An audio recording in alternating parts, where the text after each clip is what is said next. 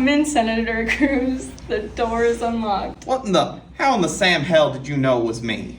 Well, the next presidential election is now a little less than a year and a half away. You are competing for the Republican primary, but you have been indirectly tied to a conspiracy, one you believe is keeping your Iowa poll numbers down. Since I am a conspiracy theory detective, the only one in the country, if I'm not mistaken. You aren't mistaken. I had my people calling all over the world. I suspected you'd visit my office at some point. Nothing like Dallas in the heat, eh, Ramrods? I grew up in Texas, and I represent Texas as a U.S. Senator. I love it here. I love everything about Texas. Look, chick, I know you don't like me. You had a chip on your shoulder ever since we met. Great deducing, Princeton. Don't tell me you were jealous of me. Jealous? Why would I be jealous? I'm not blind, cheek. I see the way you look at her. Huh? Have you also seen the way she barely notices me? Oh wait, I guess you've been too busy talking to her to notice her not noticing me, eh, Harvard? So you are threatened by me. Well, if you put your mind at rest, I'm not interested in pursuing philosophy or Phyllis. Why not? You are not renowned for your abilities when it comes to argument and rhetoric. Seems like you two would have been the perfect match. Didn't you win Princeton's award for debate team of the year back in '92? Look, I won't deny I'm attracted to Phyllis, but my bag is politics. I'm an attorney, for gosh sakes. For me, argument is a tool, a means to an end. In my case, a means to convince the electorate to accept and support my party's political objectives. For Phyllis, truth is the end itself, whether it achieves any political objectives or not. I'm not even sure she has any. I guess I was a little insecure. It's just that Phyllis makes me feel like a friend. A fraud? You know, inadequate. Like, I can never live up to the greatness she sets before me.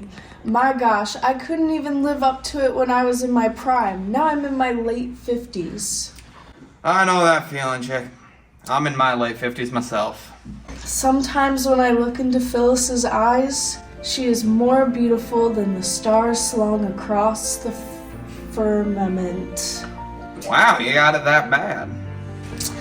But those beautiful stars can also make you feel utterly insignificant, like a speck of dust in the universe full of planets and suns and moons, galaxies, dark matter, champagne, supernovas, black hole suns, space junk from the Soviet era, and I don't know, I feel like nothing sometimes. Hey, you serve as bodyguard for Phyllis. That's nothing to sneeze at. That's honest and important work. That's easy for you to say. You're a senator representing Texas. I mean, look, I got a fancier job than you, sure. I'm a well-known and respected politician. A big shot in D.C., granted. But you, chick, you're the one on Phyllis's Team Truth. While I'm arguing against the latest proposal or trying to raise money to beat my opponent, you're seeking truth for its own sake. Yeah, right. I'm sure you're really impressed by that. For gosh sakes, I went to Princeton and Harvard. You think I didn't study the great truth seekers and cultivate a profound respect for them? You seek the truth. Well, the truth is, I'm a little starstruck by her presence. Starstruck? Well, maybe I should say Lone Star struck, since we are here in my home state of Texas after all.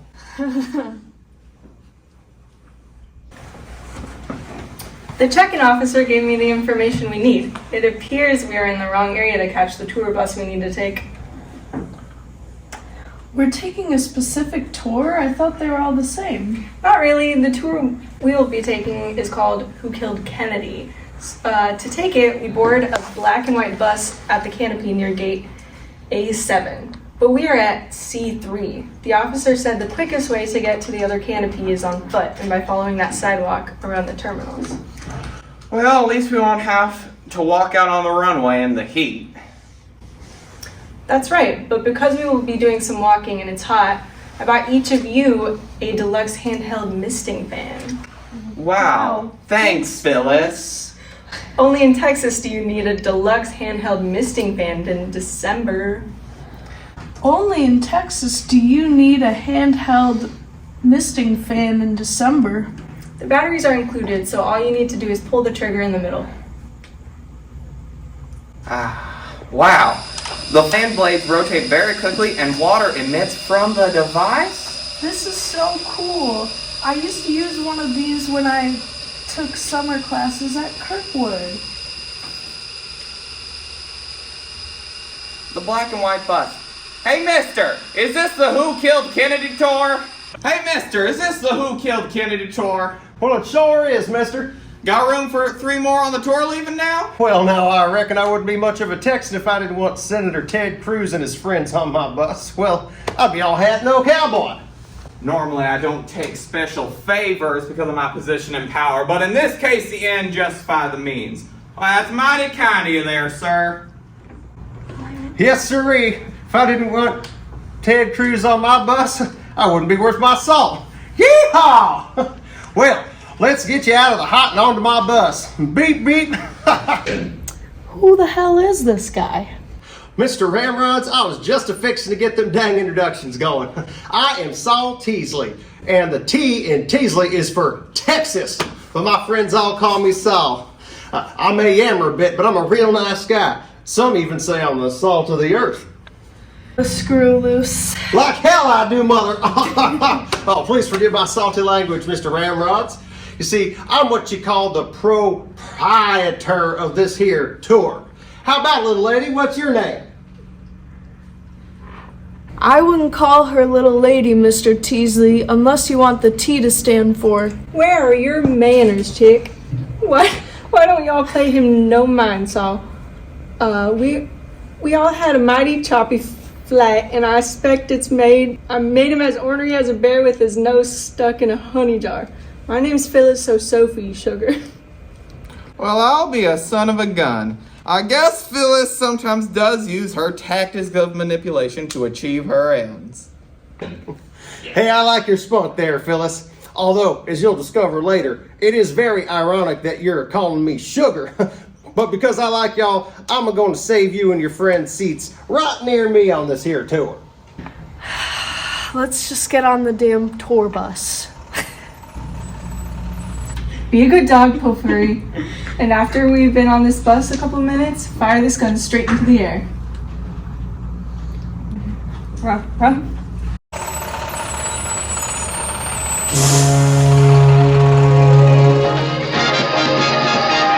Love, exciting and new. Come aboard. We're expecting you. And love, life's sweetest reward. Let it flow. It floats back to you. Love boat, soon we'll be making. Welcome everyone to the Who Killed Kennedy tour of Dealey Plaza. Your driver today will be none other than the great Pepe. Say hello, please. Oh, sorry, I messed that up. Now, when you folks think of Texas, you probably think of good old Texas barbecue. Did you know that Texas barbecue is prepared in only 2 types of seasoning? Salt and pepper. Pepper and salt. I wonder. Now, as we drive through Dealey Plaza, let me tell y'all, the official government account says that Oswald was the lone shooter and that he fired 3 shots from the 6th floor of the building to your right, the Texas Book Depository. But that Warren Commission report is false. As for who did it, it might have been the FBI or CIA. Alternatively, it could have been LBJ.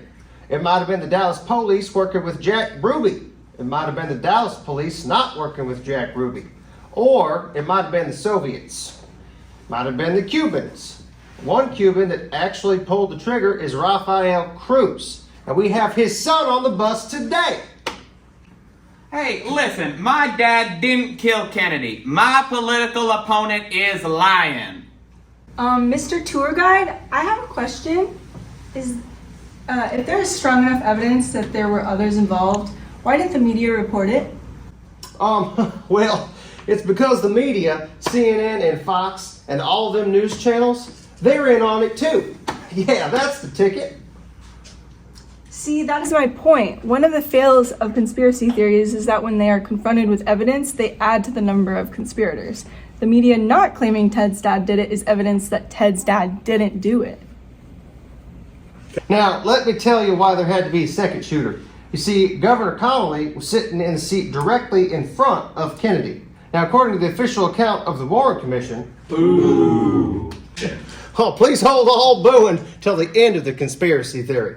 Now, according to the Warren Commission, a single bullet went through Kennedy's neck, hit Governor Connolly's right shoulder, and then finally went into Connolly's leg a little above his left knee. But if Governor Connolly was seated directly in front of Kennedy, that bullet would have had to have gone through Kennedy's neck, stopped in midair, made a right turn to aim itself toward Connolly's right shoulder, and then stop again to make a left turn in order to hit Governor Connolly's left leg.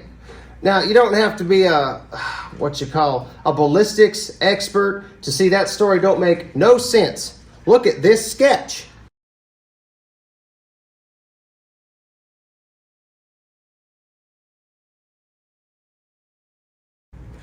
But if it don't make sense, then we must conclude that Kennedy's first injury and Connolly's injuries were not caused by the same bullet.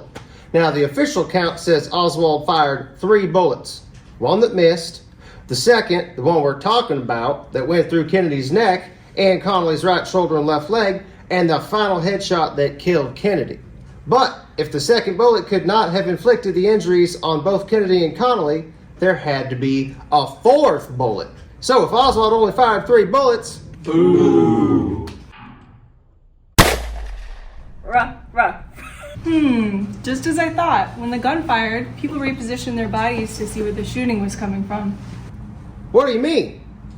Mr. Tour Guide, you mentioned that we don't have to be experts to draw the conclusion that multiple bullets, and therefore multiple shooters, were involved in the Kennedy-Connolly injuries. Yeah, I said that. Your point being? Well, don't you see? That's the problem. We are not experts, people with expertise about the physics of bullet movement.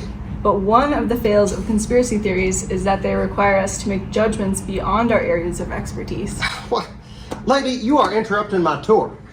One reason we need experts is that they tend to do a better job of considering the hidden variables that layfolk often fail to take into consideration. Hidden variables? Such as? Remember when that gunshot happened? When it did, Chick moved his body to see if he could figure out where it came from. What are you talking about, Willis? Now let me ask you. Oh, wait. Oh, dang. Now let me ask you, Sal. No. Stop. Now let me ask you, Sal, if you were a governor of the state of Texas riding in front of the President of the United States and you had just heard a gunshot, would you continue to sit facing forward? Or would you reposition your body to try to figure out where the gunshot came from? She's right. In fact, the Zapruder film of the Kennedy assassination shows just what you'd expect, that Governor Connolly looked around when the first bullet was fired. But if Connolly repositioned, you no longer need a magic bullet. For if he's correctly positioned, a bullet on straight downward trajectory would go through Kennedy's neck, Connolly's right shoulder, and into his left leg above the knee. See, ballistics experts think of this sort of thing. Non-experts don't. He couldn't turn like that. His seatbelt would have constrained him. You don't know what you're talking about. The name's Phyllis O'Sophy, and this was the early 1960s. They weren't wearing seatbelts, you blockhead. You can see that in the Zapruder film. Do them, Sal.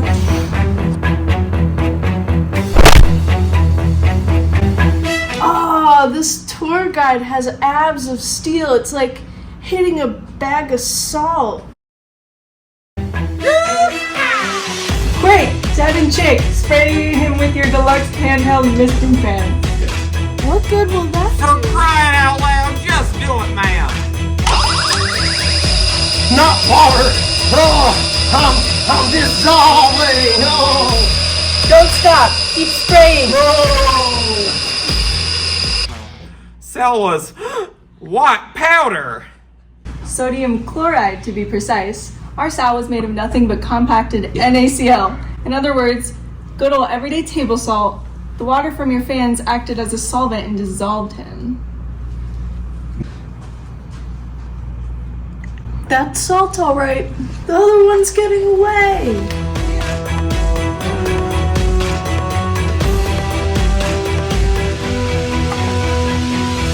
I wouldn't worry, chick. Pepper won't get very far without salt. Pepper? Yep, Pepper, aka Pepe R, Sal's companion and accomplice. Everyday table seasonings. I never would have guessed. Why would seasoning salt and pepper want to promote conspiracy theories about JFK? Sal's claim at the beginning of the tour that salt and pepper are the only seasonings used in Texas barbecue is a widespread myth, and one that was clearly recently debunked by the Houston Chronicle. But it was a myth that was appealing to Sal and Pepe. They wanted it to be true. So to be the stars of Texas barbecue, they pretended that the myth was true. But if they were the only ingredients in Texas barbecue, Then there had to be multiple ingredients involved in the Kennedy assassination, of course. Well, Phyllis, if you don't mind me saying so, I'd have to salute you for solvent this case. Action.